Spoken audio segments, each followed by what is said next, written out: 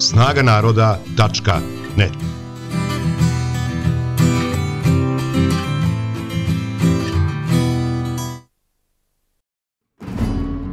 Na kioscima je novi broj magazina Geopolitika, Makedonija, rađenje slovenske intifade, Aleksandar E. Gauland, potpredsednik Alternative za Nemačku, protiv smo evra, migranata i birokratizacije Evrope. Profesor dr. Miloš Ković, u srpskim zemljama sve su jasnije tačke otpora. Rostislav Išćenko, ruski politikolog, globalni, antiglobalistički, građanski rat. Gradite svoj identitet. Čitajte Geopolitiku. Dragi gledalci, dobar dan i dobrodošli u još jednu emisiju Oslobađanje istorije. I kao što ste čuli u ovoj najavi, kaže profesor Radivoje Pešić, možda ćeš odoleti vremenu koje nas razdvaja. I mi danas želimo da odolevamo vremenu koje nas razdvaja od naše praistorijske baštine, od jedne civilizacije koja je svojim blistavim razvojem zadivila sve koji su se sa njom susreli, a to je Vinča. Dakle, današnju ćemo emisiju posvetiti razgovoru o Vinči, čija je metropola tu nedaleko od nas, 14 km udaljena od Beograda, na obali Dunava. I po kojoj je, naravno, po tom prvom otkrivenom lokalitetu, čitava civilizacija, čitava kultura dobila naziv Vinčanska. A bilo je to pre više od 100 godina, kada je prvi školovani arheolog u Srba, profesor Miloje Vasić, otkrio Vinču. I već je u prvim danima istraživanja ove kulture pisao svoj dnevnik i nazvao je Vinču naša nedostižna Vinča. Ja sam danas u ovu emisiju pozvala meni jednu jako dragu osobu. Njeno ime je Jelena Malešević. I ona će pokušati da kroz jednu prizmu sasvim drugačijeg sagledavanja, dakle ne samo iz fokusa arheologa, jer ona je arheolog, nego i sa drugih stanovišta pokušati da osvetli taj neverovatan svet vinčanske kulture koji smo dobili u naše nasleđe. I zaista nije u redu da o tome ne znamo ništa. Pre svega, za početak, draga Jelena, dobar dan i dobrodošla u ovu emisiju. Hvala na pozivu, Vesna. Ja sam evo već najavila da ćemo govoriti o Vinči, dakle možemo zaista da šetamo kroz ovaj lokalitet, pre svega Vinča naš, a ima ih mnogo. Treba reći možda našim gledaocima da je Vinča u doba svoje najveće razvijenosti obuhvatala jedan jako široki predeo, je li tako? Hoćeš ti da pričaš o tome? Mogu, ja sam samo htjela da kažem za početak da u stvari jedini način spoznaje uopšte jeste putem sećanja. U tom smislu mi smo dužni kao potomci te fantastične civilizacije koja je u stvari zadužila ne samo nas, nego na neki način postavili osnovu, fundament koji prevazilazi naše teritorije, evropske teritorije, evropskog kontinenta. Ona je u stvari jedno nasleđe koje pripada čitavoj ljudskoj civilizaciji. I u tom smislu mi smo ti kao neposredni potomci i baštinici najdužniji da se sećamo. U tom smislu ja kroz svoj rad kao primenjeni umetnik, pošto ja imam arheološko iskustvo, tokom mog studiranja ja sam bila na puno arheoloških terena, ali sam ja ta svoje saznanje, da tako kažem i tu istinu koju sam ja spoznala kroz bavljanje arheologijom, u stvari primenila u primenjenoj umetnosti koju se ja bavim već poslednjih 20 godina. U tom smislu ja se čak i duže bavim primenjenim umetnostima nego arheologijom, iako je naravno arheologija osnova svih mojih... Ona je baza. Tako je, ona je baza svega od koje ja polazim. Znači, Lepenski vir, pa onda Vinča, u stvari Starčevo, pa Vinča, kako već ide u te faze, su zaista u stvari centar i kolevka evropske civilizacije. To je ta stara Evropa koju spominje i Herodot, koju spominju i drugi antički izvori i koje upravo lociraju ovde na Centralnom Balkanu. Znači, njena matična teritorija jeste teritorija Centralnog Balkana koja često ostaje nedefinisana dokle ona u stvari doseže, ali uticaj vinčanske civilizacije prevazilaze uveliko čak i tu teritoriju. Znači, recimo, mi na Blagotinskom lokalitetu, pošto sam imala sreću da učestvujem na iskopavanjima u Blagotinu koje je vodio naš sjajni preistoričar Svetozar Stanković, Nani, kog smo svi mnogo volili, koji recimo samo Vinču vodio 20 godina, onda znamo koliko je on bio ozbiljan terenski arheolog i uopšte jedan genijalac koji je imao sposobnost da sinkretički posmatra i tumači civilizaciju, što je jako mali broj arheologa uopšte može. Za to ti je potrebno široko znanje koje, em što je terensko, em što mora biti teoretsko znanje i iskustveno jedno znanje i jedna vizija, kao što je naš profesor Srević govorio, mašta je definitivno važno, koliko i same činjenice. Neophodno, ja bih rekla. Neophodno je čak i u nauci, za koju svi misle da je jako egzaktna jedna stvar. Ona jeste egzaktna, ali u čovek koji nema mašte i koji nije u stanju da ima tu viziju, da protumači tu viziju na pravi način, ne može neki svoj veliki doprinos i trag da ostavi, posebno jednoj nauci kao što je arheologija, koja je jako sinkretička nauka, jer zamislite, vi morate da date tumačenje jedne civilizacije. Koliko aspekata samo ima ta civilizacija. Nešto sam počela pričati o Blagotinu, pa sam otišla. Da, mi smo na Blagotinu naišli na materijal, pošto je to bilo mesto hodočašća, jer smo mi tu otkrili najstariji zidani hram na svetu, u stvari, što naša javnost verovatno nije upoznata sa važnošću i ne znam uopšte kolika je važnost tog lokaliteta neolitskog koji pripada i Stačevačkom sloju, pa onda i Vinči i tako dalje.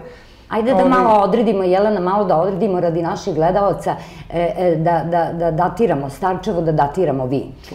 Pa ovako, slojevi u Lepenskom viru, da prvo krenemo od Lepenskog vira, pripadaju još nekom mezolitskom sloju. Znači, moramo da krenemo od nekog kraja tog holocena. Znači, od trenutka kada dolazi do smene tog ledenog doba, da imamo neki međuledeni period, nakon čega klimatske promene dozvoljavaju bolje uslove za život ljudi i samim tim za nastanak tih velikih civilizacija koje su se upravo ovde stvorile. I to je nekih 9000 godina od ovog trenutka. Recimo, i taj neki čuveni veliki potop koji spominju razni svetski izvori, verovatno se odnosi na tu neku od 10 do 9000 godinu pre nove ere. Znači, onda imamo Lepenski vir i na Lepenskom viru su nađeni starčevački slojevi. Znači, čak i tu nađeni starčevačka keramika. Nju možemo da odredimo nekih možda 6000 ili 6800 po nekim datiranjima, jeli?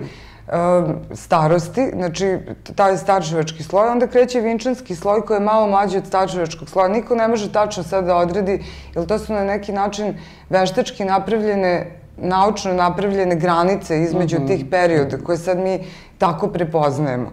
To su nekada stvari dogovora, konvencije, sad kad prestaje, ne znam, prva faza neke kulture pa ona ulazi u drugu fazu i tako dalje.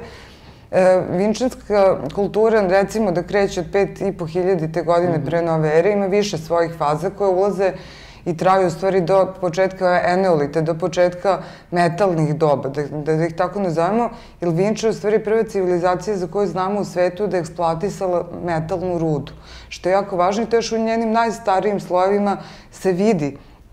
Ostali su tragovi te eksploatacije. Znamo da je na Avali našoj bio čuveni vinčanski rudnik gde su oni vadili rudu cinobarita.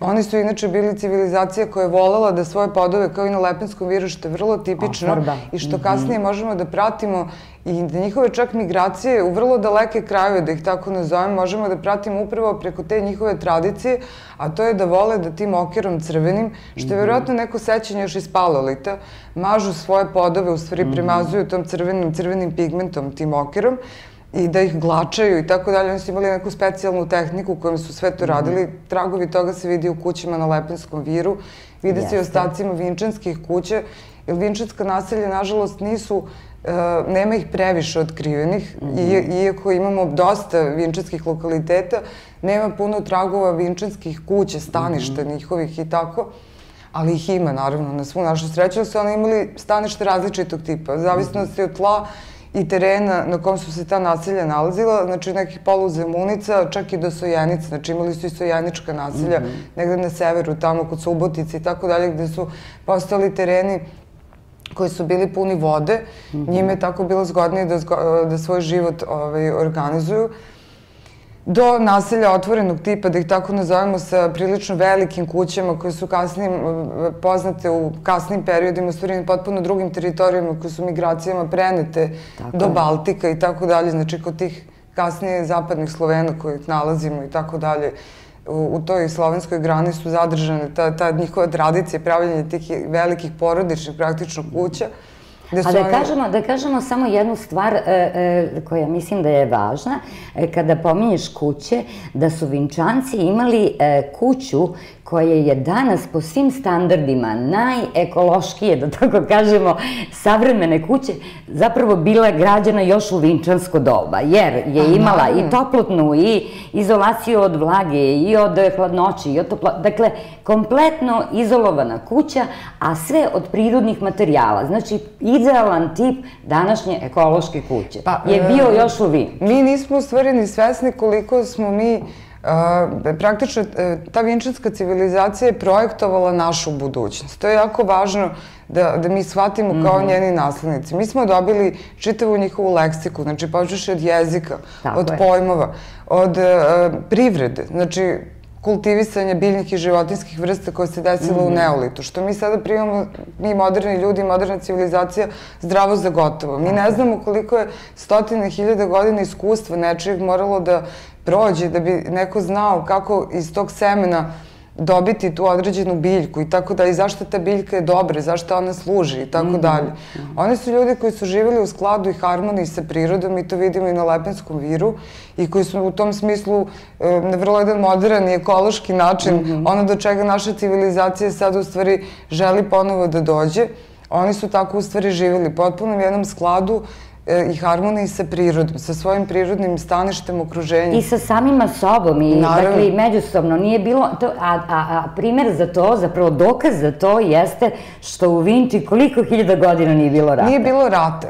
To smo mi upravo takvu situaciju zatekli i na Blagotinu, i zato je Nani nazvao Blagotin grad dobrih ljudi. Mislim, mi nismo, to je jedno veliko naselje, u to vreme to je bilo metropola i mesto hodočašća ljudi iz vrlo udaljenih krajeva. To je mesto u centru Srbije, Blagotin. A da kažemo, blizu kog grada velikog se nalazi Blagotin? Blizu Trstenika i Jagodine. Tako je. Mi smo našli materijal, poklone koji su u tom hramu bili donošeni, čak recimo sa Alpa, pa onda sa Crnog mora, iz Transilvanije i tako dalje. Znači, mi smo u stvari našli da su ljudi dolazili na hodočašće u tom mestu kao posećenju svom, verovatno neki centar, neku svoju metropolu, odakle su se oni raselili. I što samo razbija uvređene naše predrasude da ljudi u tom dalekom periodu nisu se kretali, nisu putovali. To je još jedna od naših, što bi rekao Nani, antropocentričnih zabluda, jer mi uvek verujemo da smo mi sada na nekoj najvišoj lestvici razvoja i tako dalje, a u stvari ne shvatamo. Sad zamislite jednog čoveka koji nema nikakve prepreke, nikakve granice, ni veštačke, ni prirodne, zato što je on prvo čovjek prirode, znači njemu nije nikakav problem da pređe neku planinu ili da prati tok reke ili tako dalje, a svuda nailazi na plemena, recimo, koje govore sličnim jezikom kao on, tako da i tu nema problema da se on sporazume i tako dalje, a svi žive u miru. Nemaju još uvek razloga da ratuju, jer ratovi su krenuli zbog prvog povećanja populacije koji se desio tokom neolita, zbog toga što je njihova kontrola proizvodnje hrane, koja je najvažnija u svakoj civilizaciji, omogućila da oni imaju dovoljno hrane. Samim tim su mogli u stvari da stvaraju veće porodice, a onda je posle 3000 godina došlo do problema prava nad teritorijama, između grana, verovatno, tih plemena i tako dalje, srodnika, jer uvek su svi ratovi bili građanski ratovi koji su se vodili između ljudi koji su bili nekako u rodnim odnosima, bližim ili daljim. I onda je verovatno došlo do te bitke za prirodnim resursima, za vodama, za zemljom koja je njima bila neophodna i tako dalje, a sigurno su to postali ovi ljudski razlozi biblijskih, ja ih tako zovem, koji su svrstani u tih 10 zapovesti, ali u stvari zavist po meni i neskromnost, lenjost u stvari koja stoji iza toga je i dalje jedan od glavnih razloga vođenja svih ratova. Tako je, da. I eto, sad da možda pređemo na inspiraciju u smislu, naravno da je meni u stvari Vinča zbog svoje likovnosti, zbog svog izraza, koji je zaista jedinstven u svetu, koji je vrlo atipičan, koji ne može da se uporedi kao ni materijal sa Lepenskog vira ili materijal iz Blagotina, ni sa jednim materijalom nama poznate civilizacije. Oni su bili jako kreativni i imali su svoj originalan izraz. I taj izraz je vrlo upečatljiv u svetskim razmerama i zašto ja kao neko koji sa ovog tla ne bi bila fascinirana zauvek u stvari njihovom zaostavštinom. Pa slušaj, kad su fascinirani oni u Americi koji su se bavili Vinčom i koji se i dalje bavi Vinčom, ti znaš za slučaj Miltona Vina koji je doktorirao na vinčanskom pismu na Kalifornijskom univerzitetu, pa Nemac, Harold Harman, pa ne znam, gomila ljudi, naučnika, istraživača, bavi se Vinčom. Zašto mi, koji smo baštinici te civilizacije, se ne bi njome bavili? Htela sam da kažem, pre nego što pređemo na tu tvoju konkretnu inspiraciju Vinčom, jer ti si neko ko je zaista obilazio ta istraživanja i učestvovao u njima i učestvovao na lokalitetima. Eto, sada si pomenula našeg sjajnog Nanija Stankovića, preminulog, koji je jako veliki doprinos dao ovim istraživanjima, ali hoću da kažem da je svakako normalno i potpuno razumno da ti nastaviš na neki način kroz opet neku svoju, neki svoj izraz, to sve što si u nekim svojim, da kažemo, ranijim godinama pokupila iz tih iskustava. Ja sam za ovu priliku našeg današnjeg razgovora donala jednu knjigu. Ne znam da li znaš za ovu knjigu, to je knjiga koja se zove Nasleđe prve Evrope i upravo te prve Evrope o kojoj smo govorili, dakle onog područja koje je ovde omeđeno kao stara Evropa, dakle tako su je svetski autoriteti nazvali, nisam ja to izmislila, je tako. Znači, upravo ta naša Vinča koja je u doba neolita zračila na sve moguće strane i davala zapravo te podsticaje i na severu i na jugu i svuda gde su se ljudi kretali da se ti derivati iz Vinče zapravo prime i tamo, što se posle kroz istoriju i pokazalo tačnim. Dakle, ova knjiga na neki način može da posluži ljudima koji žele više da se informišu o tome šta je zapravo ta stara Evropa značila, zato što je ovo jedna zbirka zapravo tekstova različitih autora koji su se time bavili, tako da ćete ovde naći pre svega, nju izdvajam naročito zato što je ona dala veliki doprinos. Marija Gimbutas jeste, koja je ovde zastupljena sa najvećim tekstom. Onda ovde imate Miltona Vina pomenutog, dakle čoveka koji je doktorirao na vinčanskom pismu. Imate naravno našeg paleolingvistu Radivoja Pešića koji je poznat kao čovek koji se bavio vinčanskim pismom i dao tu sistematizaciju i tako dalje. Imate ovde dvoje francuskih autora, Robera Lirisa i Madeleine Sabet, koji se bave recimo tom nekom religioznošću, duhovnošću Vinče i tako dalje. I eto, to je ta knjiga koju zaista preporučujem za čitanje, ali da bi ova scenografija sada odgovarala tvojoj sledećoj priči, ja ću da kažem da ja imam jednu vinčansku ogrlicu koja je inspirisala jednu divnu umetnicu koja izrađuje nakit i koja je uradila ovu ogrlicu od kosti, od komadića školjke i tako dalje. Dakle, upotrebila je keramike, sve one stvari koje su se i u Vinči upotrebljavale, pa onda imam i narukvice koje je opet radila druga jedna umetnica, Jelena, koja je radila i ovu brojanicu sa vinčanskom malom boginjom. I konačno, pošto sam se ja danas tako udesila, mislim da bih sve to pokazala, jeste, imam i jednu fantastičnu maramu naše Radojke Samardžije, koja je isto bila, eto, inspirisana Vinčom i onda je radila ove sve znakove iz Vinče, zapravo vinčansko pismo koje je nama ostalo u nasleđu, a koje datira, eto, iz Vinče. I sada dolazimo upravo na to o čemu želimo da govorimo u ostatku emisije, a to je da je tebe, dakle, posle svih tih pohoda kroz vinčanske lokalitete i druženja sa ovim briljantnim našim ljudima, arheolozima i drugima, zapravo Vinča podstakla da radiš nešto. E sad, šta je to nešto? Reci nam ti. A mi ćemo, dok ti ovo govoriš, verovatno gledati i slike koje će biti prikazane. Htela sam da kažem, na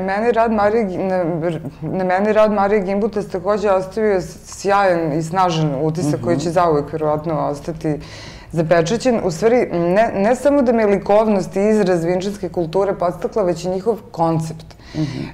Centralni koncept svake civilizacije je njen religijski koncept. Znači, mi tu ulazimo u stvari u koncept vinčanske civilizacije na čijem se vrhu nalazi u stvari lik i ideja u stvari o boginji, velikoj boginji, boginji majci. Mi znamo da u stvari taj, da tako kad nazovem ženski orijentisan koncept sa centralnim božanstvom koje je ženskog pola, što nije presudno sad i važno ko je kog pola, da me sad neko pogrešno ne shvati, ali moramo da se držimo činjenica onoga sa čime se mi susrećemo sa materijalnim ostacima tih civilizacija. Znači, to je jedna paleolitska tradicija koja traje već stotinama hiljada godina, koja je Vinča dovela do savršenstva i nama ostavila poruku, u stvari, u vidu tih boginja koje mi nalazimo na svakom njihovom lokalitetu. I taj koncept je u stvari verovatno utisnuo trajan pečat na moj rad. Tako da moj rad se takođe u stvari bavi konceptom, da tako nazovem, te praroditeljke, te velike majke i tako dalje. Vrlo su neobične te vinčanske skulpture. To je primetio naravno još Miloje Vasić, prvi istraživač i čovjek koji je otkrio Vinču, koji nije mogao da da tačnu interpretaciju, ali je bilo jako teško dati tu interpretaciju, ali nije imao sa čime da uporedi uopšte taj materijal. Oni imaju neobična lica koja su vrlo geometrijska, šematizovana, nisu ljudska, nije ih lako. Sad, oni misle da to možda su neke maske u pitanju ili da su to možda neki rudari, pošto je otkrio da su oni u stvari eksploatisali metalne rude, pa u tim svojim prvim velikim crvenim knjigama koje sam imala prilike da gledam i čitam, mislio da su to možda neke maske rudara. Nije znao kako da shvati to. Ili su one vrlo pticolike ili insektoidne čak ili tako dalje. Ili naravno da su oni posmatrali živi svet i onda su primetili da je organizacija insekata najsavršenija organizacija društva, kao neki primer kako bi jedno društvo moglo da se organizuje. Tako da je na čelu tog njihovog društva bila u stvari neka pčela matica, koja u stvari kako da kažem, omogućava rađanjem novih potomaka trajanje te civilizacije. Tako da je vrlo čest, da tako kažem, primer te majke matice koja ili sedi na prestolu na tim vinčanskim figurama ili je u stavu porođaja klečeći na kolenima i tako dalje. Međutim, mi na njima vidimo, one su vrlo raznovrsne po svom odelu koje one nose. To je vrlo fascinantno u tim vinčanskim figurinama, što se vidi da oni imaju vrlo komplikovanu odeću koju oni nose. Znači, oni nisu bili goli kao neki urođenici, da ih tako nazovemo kako bi neki ljudi antropocentrični to danas tumačili, kao to su neke primitivne civilizacije koje, eto tako, mi ih zamišljamo kao neke afričke zajednice danas. Ogrnute krznom.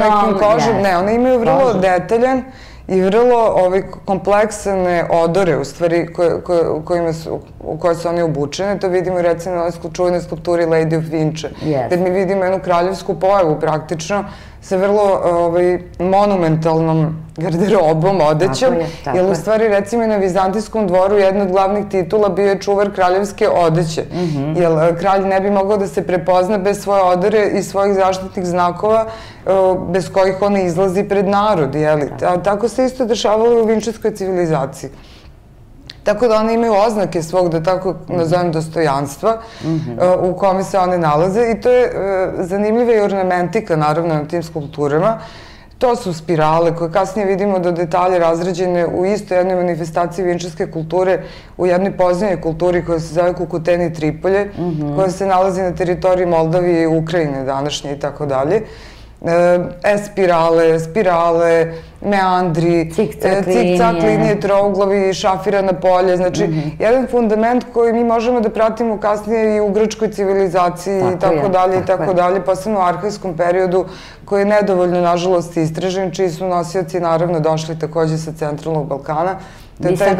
Mi sada govorimo zapravo o Peleškoj civilizaciji koja je bila baza i osnova Jeste, a u stvari ta peloška civilizacija je takođe u stvari samo jedan južni, da tako kažem, lokalni izraz vinčanske kulture koja se nalazi na njenim granicama, počeši od kulture Proto-Sesklo i Sesklo, na teritoriji Tesali i tako dalje. Znači, mi možemo da pratimo uticaje Vinče i njenih lokalnih varijanti, da ih tako nazovemo, na mnogo širem području od njenog takozvanog matičnog područja. Znači, čak i kulture Lisičić i Hvar, recimo tamo, ili Butmir, koja je jedna od isto izuzetna lokalna varijanta vinčanske kulture. Mi vidimo u starijim slojevima Butmira, recimo, tipičnu Vinčevu, dok recimo 1000 godina kasnije u tom istom Butmiru mi vidimo neke nove, da tako kažemo, impulse u tom njihovom izrazu i koji onda žele od strane nekih ljudi da se protumače kao neki sad novi,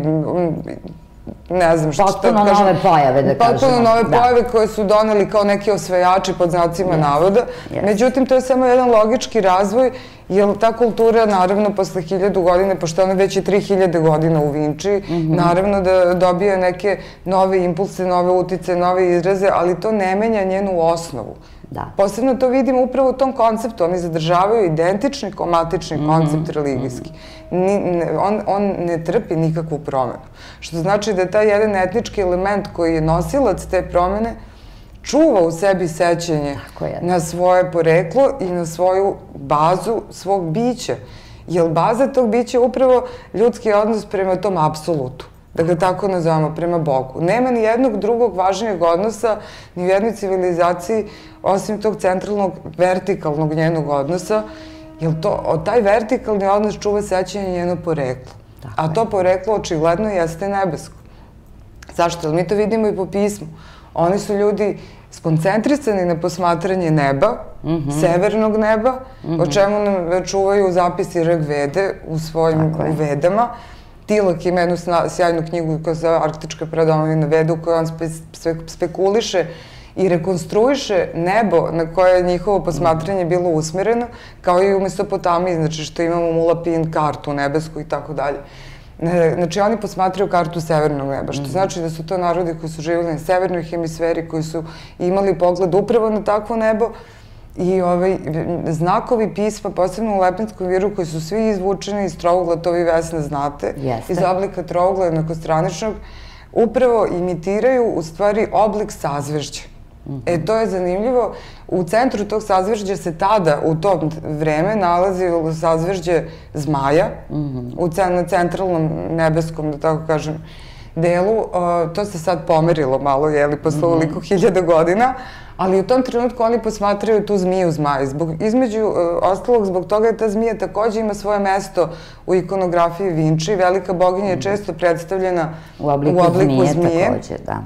I zbog toga je zmija i kasnije kod Ilira imala centralno mesto u njihovim religijskim konceptima, a to upravo ima veze sa tim centralnim severnim nebom o kom pričam. Eto, tako da su meni bile zanimljive i ti ornamentike Vinče. I onda si ti zapravo iz ornamentike Vinče došla na jednu briljantnu ideju, a to je da napraviš čitave kolekcije haljina i odevnih predmeta koje si prezentirala ne samo ovde u Beogradu, nego i Americi, je li tako? U čitavom svetu. Tako je. Ajde malo da pričamo o tim božanstvenim haljinama i ja sam sigurna da neće biti ni jedne žene koja neće poželiti da ima makar jednu vinčansku haljinu tvoju. Pa ne, u stvari, to što ćete vi sada vidjeti na ovim fotografijama su baš kolekcije visoke mode, to je neka primenjena više umetnost nego nešto nosivo.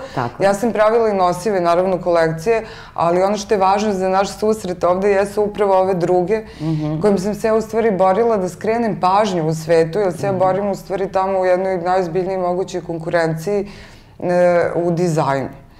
Sad, ono što sam ja sebi dala u zadatak je da upravo ove religijske koncepte i geometriju Vinče predstavim kroz jedan modern dizajn koji će biti prepoznat u svetu i samim tim oni onda se raspituju odakle ta inspiracija. Onda kreću istraživanja i moje priče, u stvari i upućivanje njih na literaturu, jer oni recimo uglavnom nikada nisu čuli za Vinču. Tako da na neki način ja sam kroz jedan neobičan kanal, a to je kanal mode i kanal primenjen umetnosti, u stvari proširila to sećanje na našu kulturu i na tu staru Evropu, čiji je fundament upravo i vinčanska civilizacija koja je projektovala našu budućnost i našu, u stvari, sadašnjost koju mi sada živimo, bili mi toga svesni ili ne. I ja sam na taj način postala neki vinčanski ambasador, htela ja to ili ne. Tako da u svojim konstrukcijama, pošto sam ja i konstruktor, nisam samo dizajner, nego i sama radim svoje konstrukcije, upravo upotrebila tu vinčansku geometriju. I ona je vrlo primenjena i apsolutno u svakom komadu se ona nalazi. Sad, da li će to neko prepoznati kao tako ili neće, ali njima je jasno, pošto je izraz užasno autentičan i ne liči ni na što, vrlo originalan, ne liči ni na što se pravi u bilo kom delu sveta, oni me uvijek pitaju odakle meni, je li mi je nepoznat izvor iz kog ja crpim tu inspiraciju. I ti onda kažeš, pa inspiracija je Vinča. A onda oni kažu šta je to Vinča, čuli su za Leonarda da Vinčija i to je sve u vezi Vinče što oni znaju. Tako je. I onda kad im se spomene Centralni Balkan, oni počnu da istražuju malo. Sad primećujem u stvari ja da sve više na internetu i preko interneta i tih savremenih, tako kažem, kanala komunikacije, počinje da se širi u stvari svest ljudi, čak i koji nisu iz struka arheoloških ili istorijskih, počinje da se širi u stvari svest o toj civilizaciji i njenom značaju. Zato što njen značaj zapravo prevazilazi uske stručne krugove. To je značaj koji treba da bude zanimljiv zaista i najobičnijem svetu, da tako kažem, nekome ko nije, ne znam, školovani arheolog ili istoričar ili ne znam šta. To je prosto stvar opšte kulture da zna šta je Vinča bila nekada. I ja uvek kažem, kada pričamo o tome, recimo da se kojim čudom, eto, ta Vinča zadesila negde u zapadnoj Evropi, u nekoj razvijenoj zemlji Zapada ili u Americi, ona bi već bila svetsko čudo, je li tako? Pa naravno, ali ona bi već uveliko prevazišla egipatske piramide i koješta, mislim, s obzirom da je i starija od svega toga, ali nažalost, eto, to je Ali znate šta je tu sad problem? Više ne može da se ide dalje u tumačenju bez vraćanja na Vinču. Jer ne može da se razume, recimo, kiklatski idoli, pojava njihova, ili recimo beotske figurice ili arhejske bilo koje figurice ili Mesopotamija, Ubaid kultura ili, ne znam, Hadžil i Čatalhik u Maloj Aziji, u Anadoliji, ne mogu više da se razumeju ili, recimo, Kukuteni Tripoljeve spomenuta kultura bez saznanja o Vinči. Jer vi tek poređenjem sa njom, koja je starija dosta od tih kultura koje sam navela, možete da razumete taj koncept koji je također centralni koncept svih tih kultura o kojima mi sada pričamo. A to je taj koncept velike magije. Tako da, od strane tih fashion editora je to prepoznato. Oni su moj stil nazvali kao goddess, kao stil. Božji stil boginje, zapravo. I ja ne odustajem, u stvari, od tog koncepta uopšte i dalje ću ga razvijeti, jer ja mislim da čak i u savremenoj modernoj civilizaciji pozicija žene u kulturi nije dobro shvaćena. Jer to je verovatno nastalo kao jedna reakcija na taj matrijarhata koji je ikada postojao i u stvari uvođenje tog patrijarhata koje se desilo svakako počeši od tih metalnih doba. Tako da je to u stvari jedna reakcija. I dolaskom osvajača. Ja uvijek volim da kažem, prvo porobljavanje je bilo porobljavanje muškarca, je li tako? Odnosno, muško porobljavanje žene.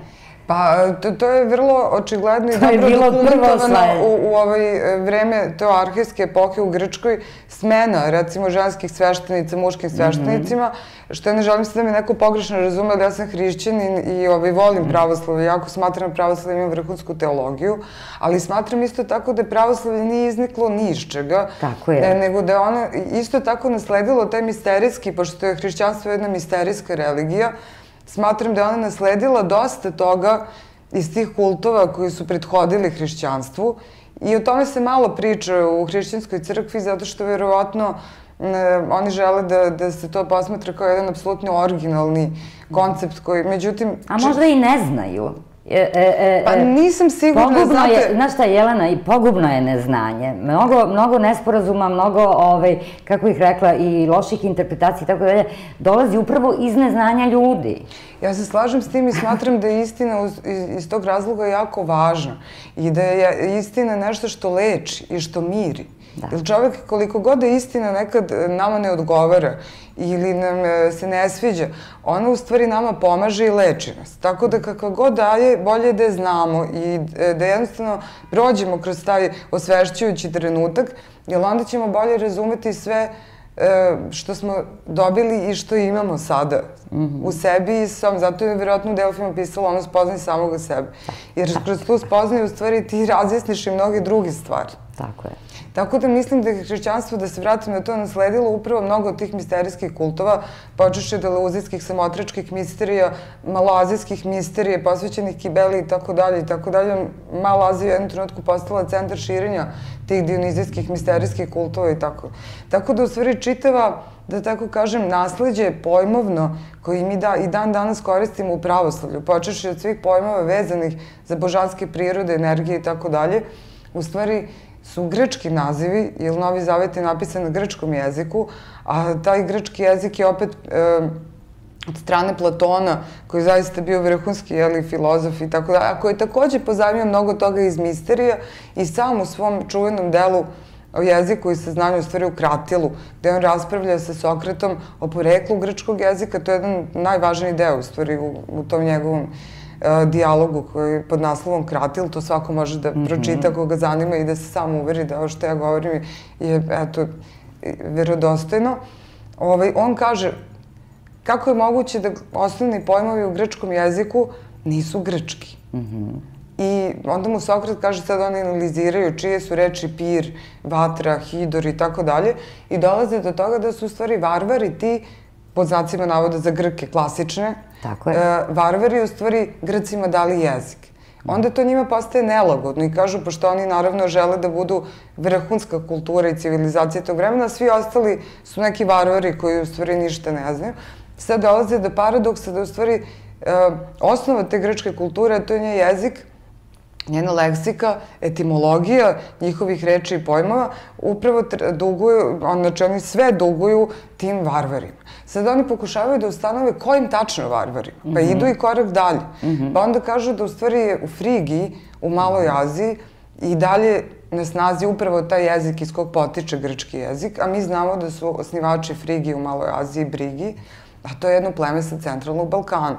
Tako da se mi opet vraćamo na taj centralni Balkan, koji je očigledno jedna matična teritorija. Kud god da krenemo, svi putevi vode na centralni Balkan. A kao za pakost ti stari izvori, počeši od Grčkih, oni uporno ćute o svojim severnim susedima, znači oni pričaju o Egiptu, pričaju o tamo Vavilonu, ali jako malo govore o svojim severnim susedima. A znamo da recimo Delfi se upravo nalaze na Parnasu, koji je vrlo blizu teritorija tih, u stvari sa kog dolaze ti Dorci, Ahajci i Onci, nije važno, i Enhelejci, znači Iliri, sva ta ilirska plemena, čitav jedan konglomerat koji u stvari živi tu i čuva taj čuveni kadmijski put koji je spajao Solun, odnosno Egejske oblasti sa Jadranskim oblastima u blizini Drače, Apolonije, Dirahion i Apolonije u tom trenutku. I u stvari na te dve tačke se nalaze najveći rudnici antički tog vremena. A to su Pangejski rudnici s jedne strane, a sa druge strane čuveni Damastion, za koji mi kao i dan danas ne znamo tačne lokacije koje su.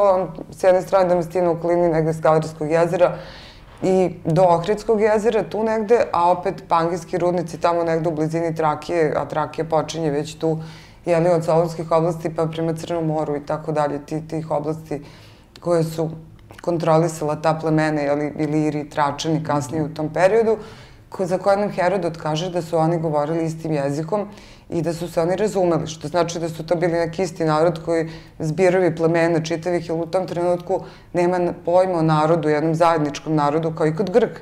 Mi kod njih imamo pojma o polisu, gradu, državi, nemamo pojma o tome da su oni svi Heleni. Iako oni znaju i zovu se Helenima zbog jezika, odnosno tačnije dijalekta kojim oni govore, jer to nisu jezici, to ljudi danas moraju da razumeju.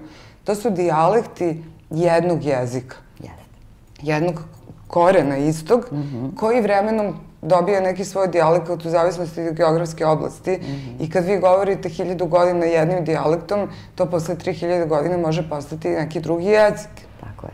Tako da mi možemo samo pričamo o dijalektima, ne o jezicima. Tako je. Ali ja bih da još malo pričamo o tim božanstvenim tvojim kreacijama koje ćemo možda još gledati malo u nastavku dok ovo budeš govorila.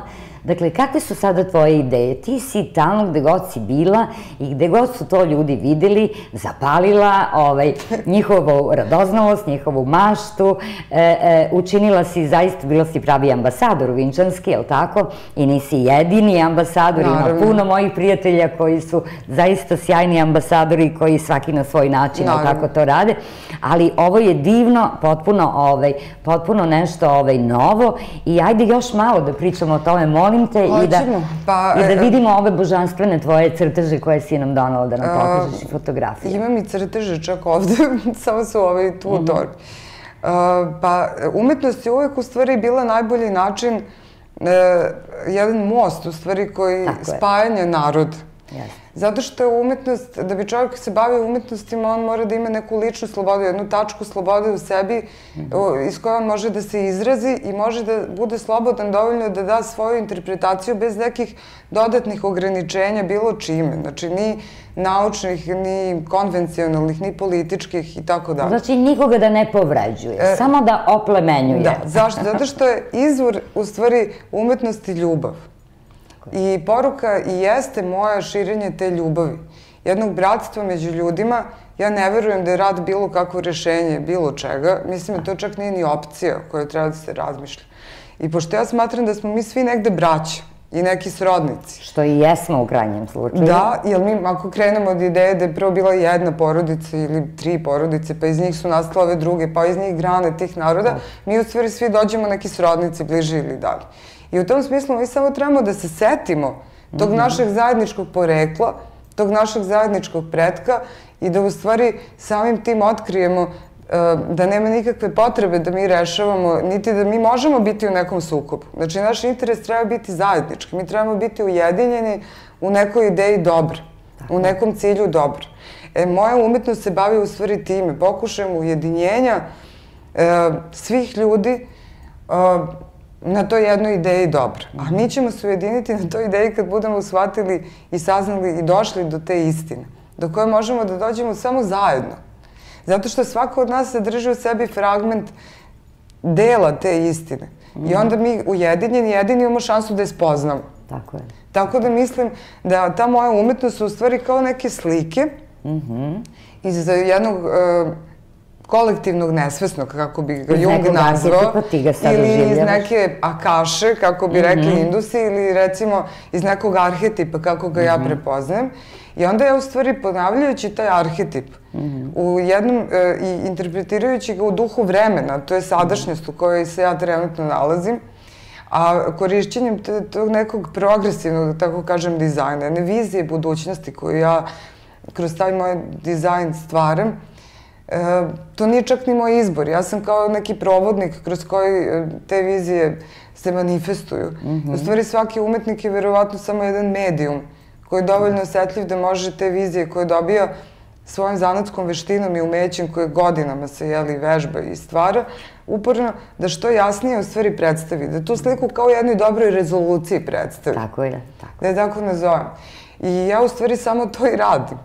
Tako da sam ja u službi muza, kako bi rekli ovi stari Grci, a muze su vrlo nezgodni gospodari i oni zahtevaju velike žrtve, jednu potpunu posvećenost. Totalnu posvećenost, da. Tako da u stvari moj život je posvećen nekom cilju koji ne znam da li će, da tako kažem, uspeti da svoju viziju, svoju primenu, tačnije u stvari, razvije do tih granica do koje bih ja volela.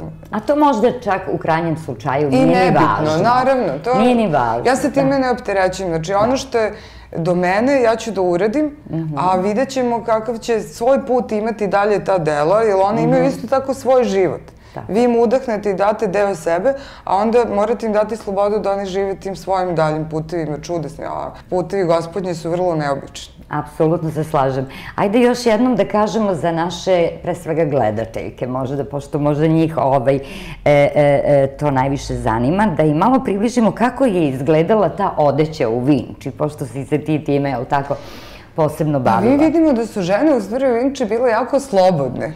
To je druga, u stvari, kako da kažem, varka ovog našeg modernog vremena, jer mi mislimo pa one mora da su onda bile nešto ili konvencionalne ili su bile tako gole kao pigmeji, ni jedno ni drugo. Znači one su bile vrlo slobodne žene. Mi to vidimo po tome što su one nosile vrlo kratke suknje. Znači mini suknju nisu izmislili Englezi. Ne. Mary Plant je ostala kompanija. Jedan težak mini je bio vrlo popularan u Vinči i to u onom njenom najstarijem periodu. Rese su bile jako popularne.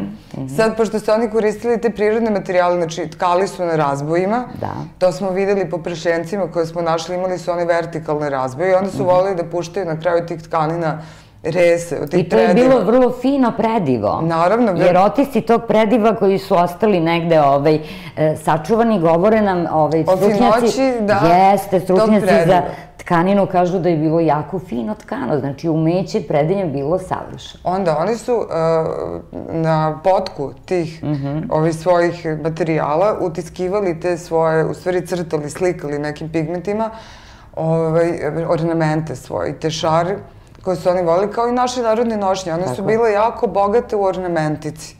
Samo što je njihov izraz bio geometrijski. Jer u to vreme jednostavno oni su volili da kroz jedan prost simbol jednu čitavu filozofiju saopšte. Ko su godine posmatranja sveta oko sebe i onda su ga oni svodili na taj jedan znak, na jedan simbol i volili su naravno da njihove nošnje budu ukrašene isto kao i njihova keramika tim upravo ornamentima. Onda volili su koriste kožu. Onda, recimo, što je bilo zanimljivo, oni su se tetovirali i slikali svoje telo, što je, recimo, danas ponovo moderno, kao i novi primitivizam koji postajemo, oni pod znacima navoda novi primitivizam, što je popularno već godinama u svetu, da se ljudi tetoviraju, da imaju pirsinge, da, ne znam, stavljaju pod kože nešto i tako da neke ožiljke prave. To je u to vreme takođe postojalo, samo što je to bilo iz jednog drugog razloga, nego što mi danas to radimo zbog svog ličnog uživanja. Da, i iz nekog pomodarskog razloga, rekla bih danas uglavnom. Pa moguće, a tada su to ljudi radili u okviru kulta, recimo u okviru inicijacija u određeno doba. Prelaske, recimo, iz nekog dečijeg, da tako kažem, uzrasta u neki tinejdžerskog uzrasta, u neki, recimo, u neko doba kad se oni posmatraju kao ravnopravni članovi tih zajednica ili plemenskih, rodovskih, već kako god. Svako to doba i ta filozofija tog doba je tamo nekako bila određena. To se znalo i tvoj status u društvu se obeležavao nekim takvim stvarima, inicijacijama, nekim znakovima, nekim simbolima, kao u našoj narodnoj nošnji. Udate žene su nosile određena oglavlja, potpuno drugačije od, recimo, mladih devojaka i boje čak koje su nosili su bile drugačije i određene društvene u okviru zajednice. Sad, recimo, mi znamo da su u vinčanskoj kulturi voljeli da koriste 3 osnovne boje, što je isto zanimljivo. Jedna je crvena. Crna i bela. To su prve boje koje su oni koristili da, valjda, iskažu taj svoj svet u koji su oni verovali, koji su oni živjeli. I to je zanimljivo, eto, da se zna da su oni volili taj crveni oker najviše, jer je on bio simbol života i simbol smrti. Jer ti svi kultovi kod njih su bili spojeni u stvari taj jedan kult. Recimo kult smrti, kult predaka. Koji su neraskidivo vezani. Naravno i kult plodnosti. Tako je. Jer su oni povezani. Tako da su oni shvatili taj jedan ciklus života kroz koji mi svi prolazimo i koji nam je uslovljen, da tako kažem, mi ga ne biramo. Mi prosto moramo da prođemo kroz njega od trenutka našeg rođenja do našeg odlaska sa ovog sveta, ali što ne znači da je tu kraj. Tako je. I dodala bih u prilog tome da su mnoštvo svojih poruka zapravo oni ostavljali, utiskivali u glinu upravo na tim ženskim figurinama, na obodima, na dnu i tako dalje. Možda upravo, evo sada mi to pada na pamet, možda upravo da prikažu to božansko poreklo zapravo znaka. Jer znak je božanskog porekla, isto kao. Tako da pismo svakako ima tu svetost. Kako da ne? Pa evo recimo Vede, koje su tvrdile da su došle sa zapada, nisu se tačno sećale odakle, pošto je prošlo jedno 3000 godina od trenutka tog znanja s kojim su oni došli od trenutka dok su ga zapisali. I oni kažu, mislim, to je vidija, oni to tako zovu, a to je u stvari ono što bi mi na srpskom nazvali vid, uvid.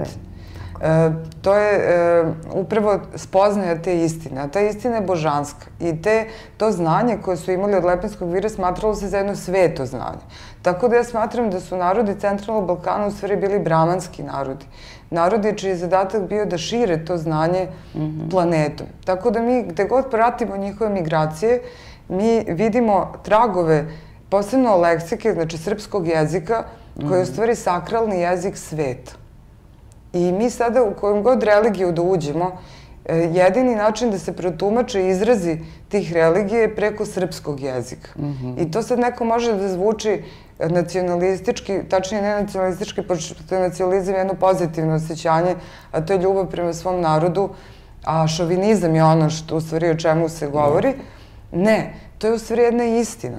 Jer Milan Budimir, naš fantastični etimolog i lingvista, koji je ostavio jedno značajno nasleđe, kao i vaš otac, Radivoje Pešić, koji je bio čovek koji je prvi uspeo da sistematizuje u stvari to pismo i koji je iz truskologije i bavljenja Turcima u stvari morao da dođe do Vinče, zato što su u stvari ti palo-latinski jezici, da ih tako nazovemo, znači mesapski, umbrijski, venetski, i etrurski jezik i picenski jezik i tako dalje, svi ti prelatinski govori Italije, u stvari, pošto su ti narodi došli sa ove obale Jadrana na italijansku obalu i doneli normalno sa sobom jezik, upravo i ne može biti i otići daleko od svog korena. A taj koren je vinčanski koren, tako da isto tako, to se isto odnosi na paleo-sanskrit koji je potpuno sličan Vinči. Apsolutno. Možemo da pričamo i o linearnom A pismu i linearnom B kritskim pismima. Možemo da pričamo o tom čuvenom feničanskom pismu, dokle je dosezalo grčko sećanje i mislili da su oni od tih Feničana dobili svoje znakove, što se ispostavilo takođe delimično tačnim, zato što je to feničansko pismo osnovostivači te Fenike, tog, da tako kažem, dela oko Sidona i Tira i tih kolonija, u stvari centralno-balkanskih kolonija u Male Azije, koja je bila kolonizovana tim karenskim kolonijama. Karen i Lelezi su ti koji su kolonizirali Malu Aziju i Palestinu i Severni Egipat i uopšte čitav Mediteran i osnivači kritske, naravno, civilizacije i tako dalje. Sad mi možemo da pričamo o tome i jesu nosioci tog istog jezika. I zato ne treba da nas čudi srodnost svih tih jezika i taj isti koren svih tih jezika, nego naprotiv može da nam pomogne i da nam objasni poreklo svih tih civilizacija i da mi shvatimo da u stvari to sveto znanje koje su oni nosili svuda sa sobom, normalno, svim tim migracijama, kao što su nosili i biljke od kojih su živeli, i mi možemo i preko, u stvari, migracije tih biljaka isto tako da dođemo do njihovog zemlje, njihovog porekla, geografskog odredišta, njihove matične teritorije, do čega dolaze konkretno sada recimo palestinski, odnosno izraelski arheolozi koji sad proučavaju te kananske lokalitete i filistinske lokalitete u Palestini. Oni su recimo došli do toga da poreklo svih tih biljaka, uključujući i opijumski mak, koji je očigledno bio biljka koja je služila tokom rituala, od orfejskih rituala, eluzijskih i samotričkih, koje su oni takođe doneli i domestifikovali prvi put na tlu Palestine, koji tu pre toga nikada nije bio. Tako da mi možemo u stvari vrlo lako da otkrijemo zemlju porekla kolonizatora tih zemalja, a sve te civilizacije su praktično njihove kolonije kasnijeg perioda, mnogo kasnijeg perioda, nego periode civilizacija koje su osnovale tu njihovu matičnu kulturu. A to je, opet se vraćamo na Vinču. Tako da mi, gde god da okrenemo, mi se moramo vratiti na Vinču, zato što je ona osnova ne samo evropske i kolevka, ne samo evropske civilizacije i sve ovo što smo mi sada razvili, do čega smo mi došli, je u stvari razvoj nasleđa koje su nam oni ostavili u baštinu. Nego, kažem, taj eho te civilizacije mnogo širi. I zbog toga to nasleđe pripada čitavom svetu. I pripada budućnosti, to je ono što si rekla na početku i što je apsolutno tačno i što smo, evo, čini mi se, ovim razgovorom i dokazali, i pošto ovo vreme neumitno curi, a mogli bismo da pričamo još satima na ovu temu, Ja se nadam da smo makar malo zagrebali ovu priču. Pa ja se nadam da bare na fotografijama koje nadam se da su naši gledalci mogli da vide, su mogli u stvari da otkriju kojim načinom ja pokušavam da saopštim u stvari to. Naravno da je moda fascinantna sama po sebi, jer ljudi modu doživljavaju, samo sam to još htjela da kažem, kao nešto banalno, kao nešto površno. Kao što ljudi imaju običaj u modernom vremenu doživljavaju lepotu, kao nešto instant, nešto kao i duhovnost, što se može postići nekim zahvatima estetskim i tako dalje, a lepota je nešto mnogo više i uzvišenije. Tako je, apsolutno. Ja se u stvari bavim tim antičkim konceptom lepote, a to je da je estetika jednako što i etika, a u stvari estetika je harmonija onog unutrašnjeg sa onim spoljašnjim. I dok god se lepota tako bude posmatrala, naša civilizacija ima budućnost. A sve te instant vrste dolaženja nekim prečicama do duhovnosti ili do lepote, nažalost, ne dovode upravo do tog. To nije ideal, to je jednostavno realnost. Da, ali ja mislim da će sve te stvari koje, eto tako, instant sada se nude zapravo biti prolaznog karaktera. To su prosto stvari koje se pojave pa se izgube u prostoru i vremenu i one ne preživljavaju, a prave vrednosti zapravo i ono što je iskonski, tako je, to je ono što je trajno i tako je i naša Vinča došla do nas i Jelena.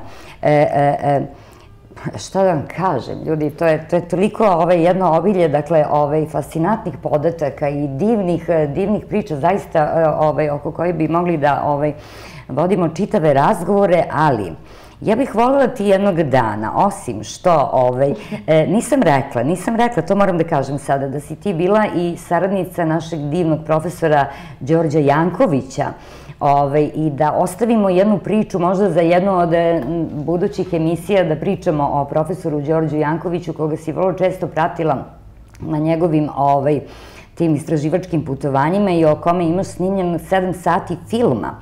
Dakle, to je jedna posebna priča, jedna druga priča, da kažem, na srednjevekovna priča. Sad smo bili u praistoriji, a onda da odemo jednom drugom prilikom i u rani srednji vek i tako dalje. Jelena, ja se nadam da ćeš ti, osim što radiš ove divne kreacije zaista i kojima tako zaraziš ljude gde god se pojaviš u pozitivnom smislu, nagoneći ih da misle na prave stvari. Ja se nadam da ćeš jednog dana staviti na papir ova tvoja razmišljanja koja smo malo dotakli u današnjoj emisiji, pa da ćemo jednog dana imati i tu jednu lepu knjigu o možda uticajima iz praistorije ili inspiracija Vinče ili ne znam kako god. A umeđu vremenu, dragi gledalci, dok Jelena to ne bude napisala, vi se zadovoljite knjigom Nasleđe prve Evrope u kojima, kao što rekoh, imate jednu zbirku tekstova naših naučnika i istraživača na ove teme. Puno ti hvala na ovom razgovoru. Nema da čemu, hvala vama na pozivu. Bilo je divno razgovarati sa tobom. Ja se nadam, dragi gledalci, da je i vama ovo bilo zanimljivo. Naša današnja gošća bila je Jelena Malešević, moje ime je Vesna Pešić i pošto svako ima Vesnu Pešić kakvu zaslužuje, vi ste, eto, danas zaslužili ovaj razgovor. U novom broju lista Zbilja, Republika Srpska, uspio projekat srpskog naroda. Zagreb je direktno komandovao pogromom duž Save. Siniša Kovačević, elita za Novog Baju, ispovest bivšeg jezuite. Sva zla ovoga sveta režiraju se u Vatikanu. Paklena zamisao. Ovo je katolički plan za Srbiju. List za kulturu, umetnost i društvena pitanja Zbilja.